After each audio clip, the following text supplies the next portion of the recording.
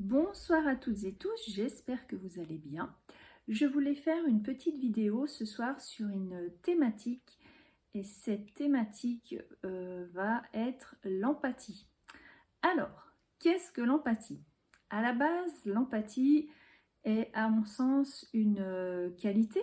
Donc l'empathie c'est une capacité qu'ont certaines personnes donc d'être à l'écoute de l'autre et aussi ils ont cette capacité aussi de ressentir les émotions des autres et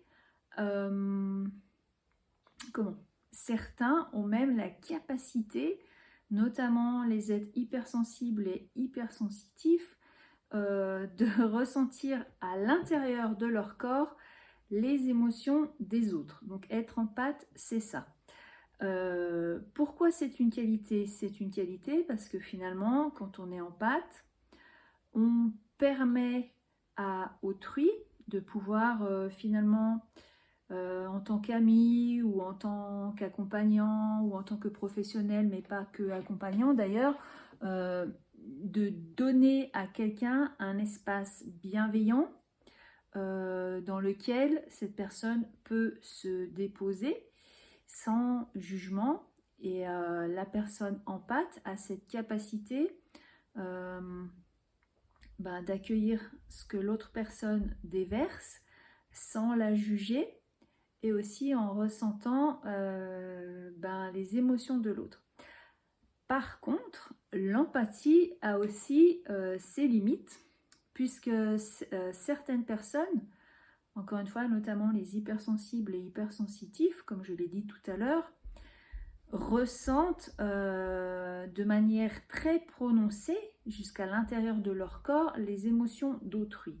Donc, c'est-à-dire que si vous êtes hyper empathique, vous allez pouvoir ressentir la souffrance extrême de quelqu'un qui est à côté de vous, et cela va se manifester également dans votre corps. Donc la première chose que j'ai envie de partager, c'est attention aux personnes hyper empathiques, de bien, j'aime pas le mot se protéger, mais de bien vous dissocier de ce qui vous appartient et de ce qui ne vous appartient pas, parce que sinon vous allez vous faire vampiriser tout simplement, c'est-à-dire la question à se dire c'est qu'est-ce qui m'appartient, qu'est-ce qui m'appartient pas en fait, sinon ça va, voilà, vous allez prendre les souffrances d'autrui et ce n'est pas votre rôle.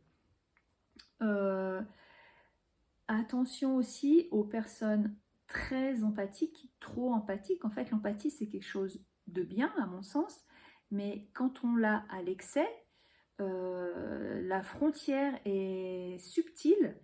Il faut faire attention de ne pas, comment dire, de ne pas projeter sur l'autre comment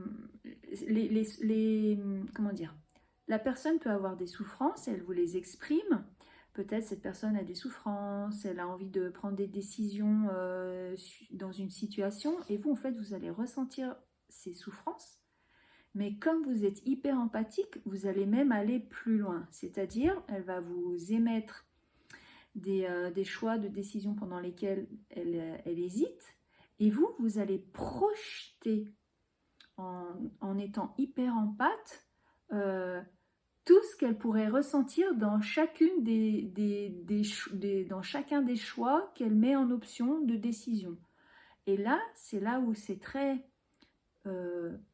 pernicieux, où c'est très mauvais, puisqu'en fait, on est dans une projection de quelque chose qui n'existe pas.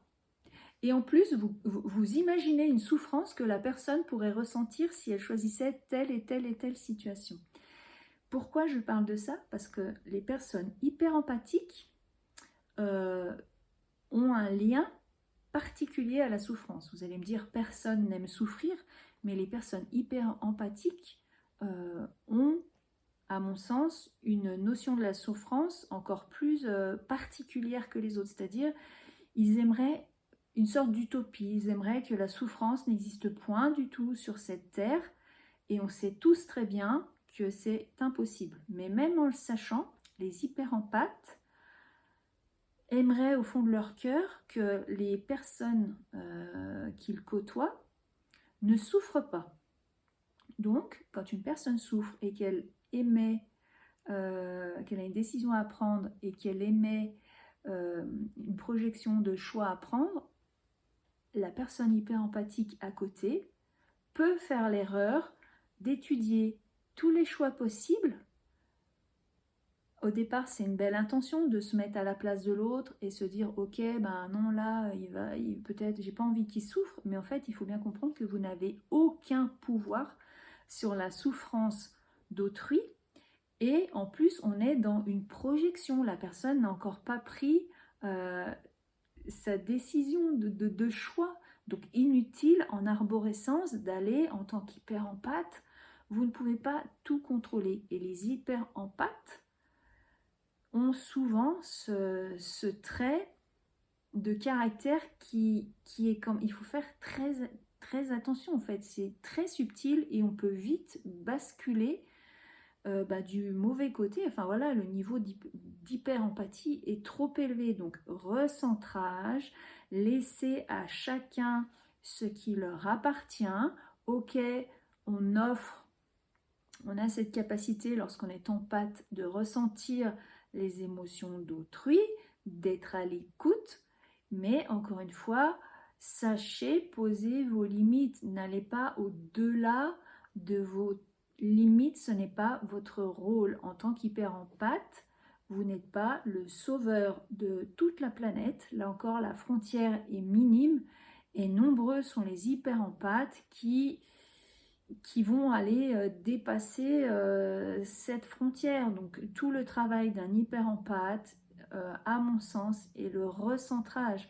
Et la première question à vous poser, là aussi c'est une des erreurs des hyper-empathes, c'est-à-dire qu'ils vont s'oublier. Ils vont aller penser à toutes les souffrances de leur entourage, parce qu'ils n'ont pas du tout envie que l'entourage souffre, donc ils vont écouter, ils vont se mettre à la place d'eux. Mais attention, attention à ne pas vous oublier, vous en tant que... Qu'est-ce que vous ressentez, vous? Gardez votre pouvoir et laissez aux autres ce qui leur appartient. Voilà, donc c'était... Je vais aussi parler des gens qui n'ont pas d'empathie, parce que j'ai fait un peu tous les degrés. L'empathe, à mon sens, au bon niveau, l'hyper-empathe, mais on a aussi des gens qui ne sont dotés d'aucune empathie. Et après, ça n'engage que moi, je trouve ça extrêmement triste et surtout très égoïste. Je m'interroge toujours quand je vois des gens, voilà, quand il y a des situations touchantes, je sais pas, il y a des voilà, des fois il y a des choses touchantes, il y a un peu de misère. Alors je dis pas qu'il faut porter toute la misère du monde sur nos épaules, mais il y a des gens qui sont vraiment insensibles à la souffrance des autres, voilà, qui sont sans aucune réaction.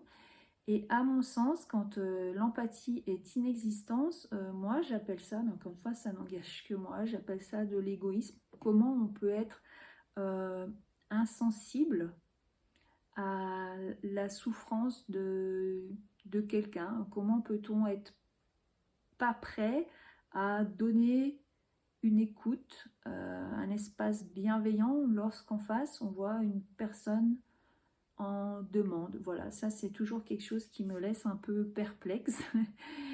Voilà, donc c'était la petite vidéo du jour sur l'empathie.